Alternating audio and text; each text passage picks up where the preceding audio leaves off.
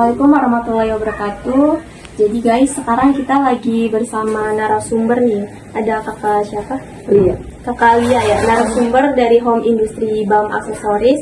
Kita di sini akan menanyakan tentang hukum bisnis yang ada di industri BAM Aksesoris ini ya guys.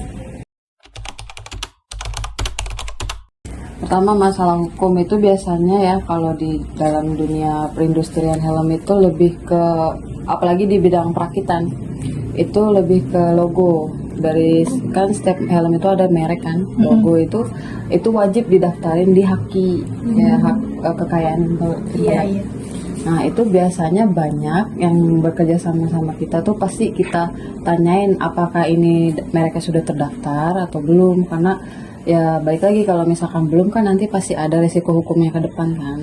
Nah selain itu ada juga beberapa setiap 4 tahun sekali tuh ada pemeriksaan dari pihak kepolisian tentang SNI. Iya. SNI. Nah itu biasanya mereka tanyakan itu apakah produk kita udah SNI atau belum,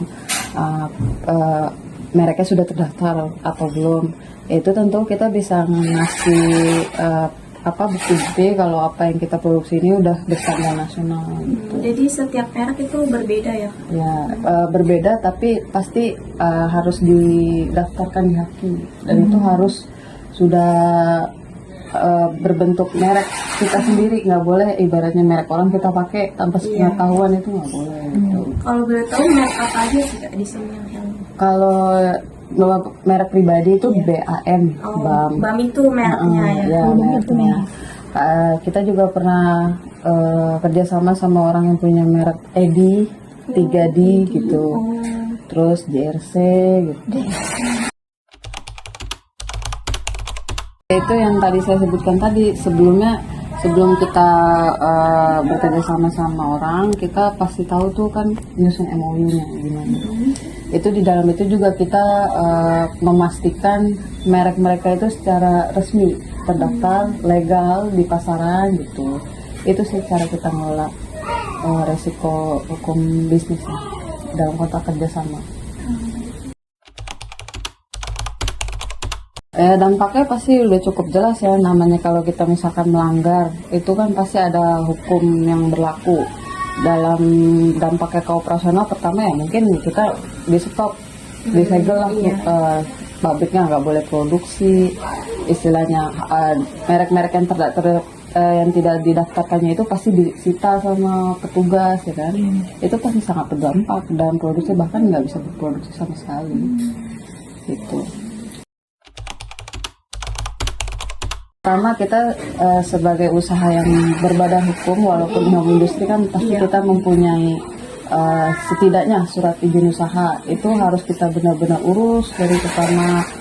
Terus kayak ya tadi merek, HAKI, terus ada surat keterangan domisili usaha, surat keterangan usaha yang tadi saya sebut. Terus banyak juga sih itu yang harus diperhatiin yang awal-awal, mungkin memang harus sudah punya sih ya, namanya orang berusaha. Itu yes, kalau selagi itu yang kita pegang dan kita nggak memproduksi hal-hal yang melanggar hukum, menurut saya aman-aman aja. Gitu. Pertama-tama kan perusahaan saya ini, usaha home industri saya ini kan dikelola dan dimiliki oleh pribadi, yaitu bapak saya yang diturunkan ke saya. Nah ketika usaha ini mengalami kerugian, ya pasti kami yang menanggung, karena kita nggak ada yang namanya kerja sama kontrak investor, ya kewajiban jadi dengan usaha sendiri. Ya jadi keuntungannya dihasilkan sendiri untuk sendiri dan kerugiannya dia harus ditanggung sendiri juga. Pertama ya yang kita tahu ya, kewajiban perusahaan terhadap tenaga kerja itu pasti gaji. Kita memberikan gaji yang layak kepada mereka, lalu setelah itu kita memberikan jam kerja yang layak juga, tidak memaksakan, tidak ibaratnya menguras tenaga mereka. Lalu kewajiban perusahaan lainnya ya memberikan cuti, ya misalkan ada karyawan yang hamil, kita wajib kasih cuti gitu kan. Lalu banyak sih kayak misalkan ada karyawan yang sakit, bagaimana kebijakan kita sebagai pemilik usaha gitu. bisa nggak jauh beda lah di apa yang dicantumkan sama undang-undang, hanya disesuaikan saja. Elemen bisnis ya, yang pertama di dalam perjanjian kontrak kerja itu sebenarnya paling penting harus memuat job desk kerjanya itu harus sesuai.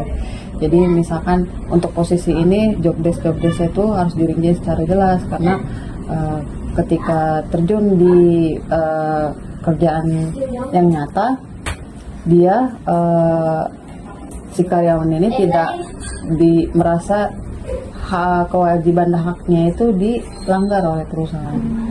Itu pertama job desk. Kedua ya mungkin gaji.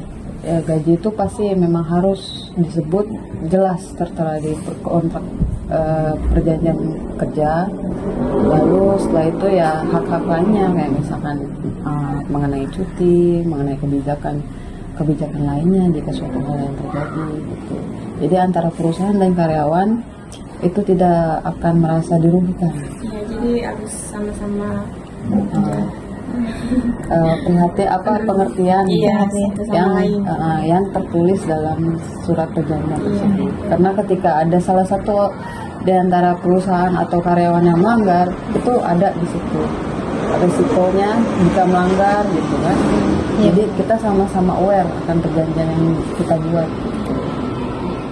Oke guys, mungkin cukup sampai sini buat wawancara terkait hukum bisnis di BEM Industri dengan narasumber kita Kalia. Makasih ya Kak. Iya, makasih Kak. Kurang lebihnya mohon maaf. Wassalamualaikum warahmatullahi wabarakatuh.